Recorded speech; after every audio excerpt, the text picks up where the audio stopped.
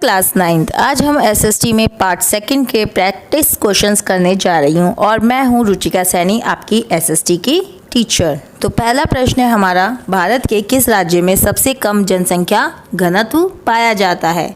तो देखिए, सबसे कम जनसंख्या घनत्व किस में पाया जाता है? अरुणाचल प्रदेश, सिक्किम, मिजोरम या नागालैंड में।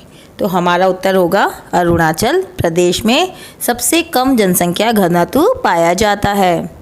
प्रश्न नंबर 2, सरदार सरोवर बांध किस नदी पर बना है? तो हमारा यहाँ पे उत्तर होगा गंगा, यमुना, नर्मदा या गोदावरी। हमारा उत्तर होगा सरदार सरोवर बांध के लिए नर्मदा, यानी कि ग।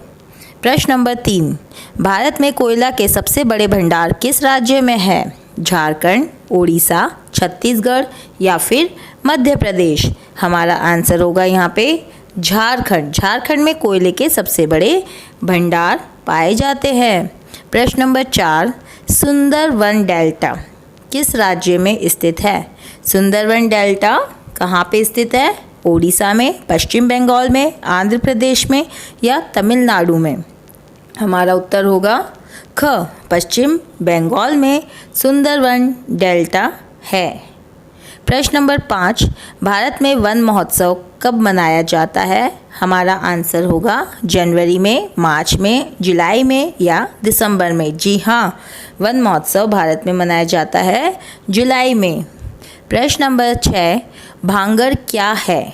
नई जलोढ़ मिट्टी, पुरानी जलोढ़ मिट्टी, काली मिट्टी या लाल मिट्टी। जी हाँ, भांगर। भांगर यानी पुरानी जलोढ़ मिट्टी। क्या है? पुरानी है। वो भी क्या? कैसी मिट्टी? जलोढ़ मिट्टी।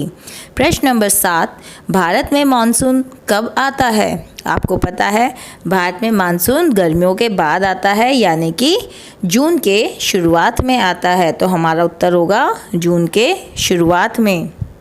इसके बाद देखिए, प्रश्न नंबर 8 है, भारत का दक्षिणतम बिंदु कौन सा है? कन्याकुमारी, इंदिरा पॉइंट, रामेश्वरम या पोर्ट ब्लेयर। तो हमारा उत्तर होगा इंदिरा पॉइंट। आप मेरे साथ साथ प्रश्नों के उत्तर पहले ही सोच के रखें और जैसे ही मैं आपको सही उत्तर बताती हूँ तो इसका मतलब है आपको वो प्रश्न बहुत ठीक से समझ आ गया। प्रश्न नंबर 9, लू किस प्रकार की हवा है? ठंडी हवा, गर्म और शुष्क हवा, नम हवा या फिर समुद्री हवा।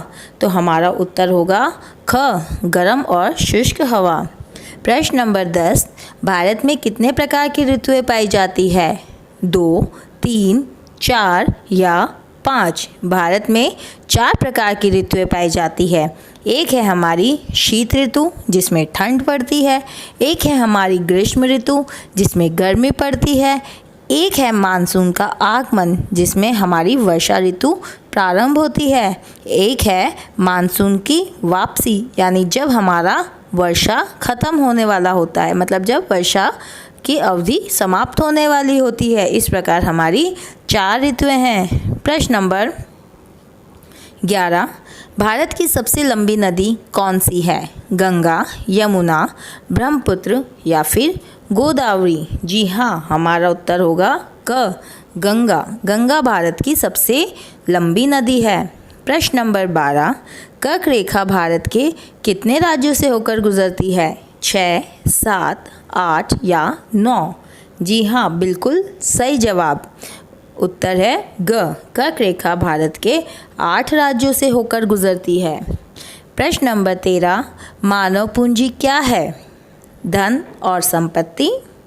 यहाँ पे मानव की बात नहीं की गई। शिक्षा और कौशल। शिक्षा मानव को दी जाती है। कौशल यानी स्किल, किसी चीज़ का किसी व्यक्ति में हुनर होना। जैसे किसी को कंप्यूटर चलाना अच्छा आता है, किसी को ड्राइंग बनानी अच्छी आती है, किसी को क्राफ्टिंग का काम अच्छा आता है, किसी को गाना गाना अच्छा आता है, तो ये कहलाता है कौशल। मशीनरी और उपकरण, इसमें भी मानव का कोई लेना देना नहीं है। प्राकृतिक संसाधन में भी मानव का कोई लेना देना नहीं है। तो मानव पूंजी कहने का मतलब है अगर हमें किसी मानव को पूंजी बनाना है, यानी हमें ऐसा मानव बनाना है जो कि हमारी लाभ लेकर आए, यानी कि पैसा लेकर आए, तो हमें उसमें शिक्षा और कौशल का विकास करना पड़ेगा। तो हमारा उत्तर होगा यहाँ पे ख। प्रश्न नंबर 14, पालमपुर गांव की मुख्य आर्थिक गतिविधि क्या है? विनिर्माण, डेयरी, कृषि या परिवहन। यहाँ पे पिक्चर में आपको जैसे दिख रहा है, ये लोग पालमपुर गांव में क्या कर रहे हैं? कौन सा कार्य कर रहे हैं? ये कृषि कार्य कर रहे हैं। तो उत्तर होगा हमारा ग।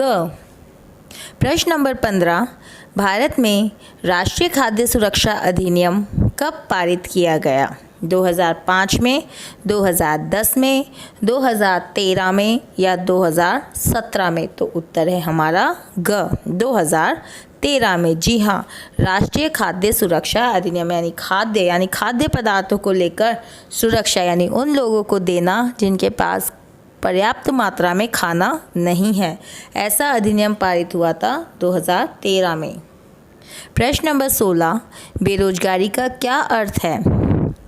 काम करने के इच्छुक लोगों को काम न मिलना, या फिर कम वेतन पर काम करना, या अपनी पसंद का काम न मिलना, या काम करने की क्षमता ही ना होना। तो उत्तर होगा हमारा क, काम करने के जो इच्छुक लोग हैं, जो कि काम करना चाहते हैं, उन्हें भी काम ना मिलना।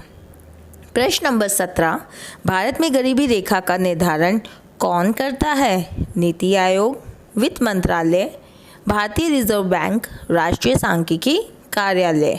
जी हाँ, हमारा उत्तर होगा क, नीति आयोग।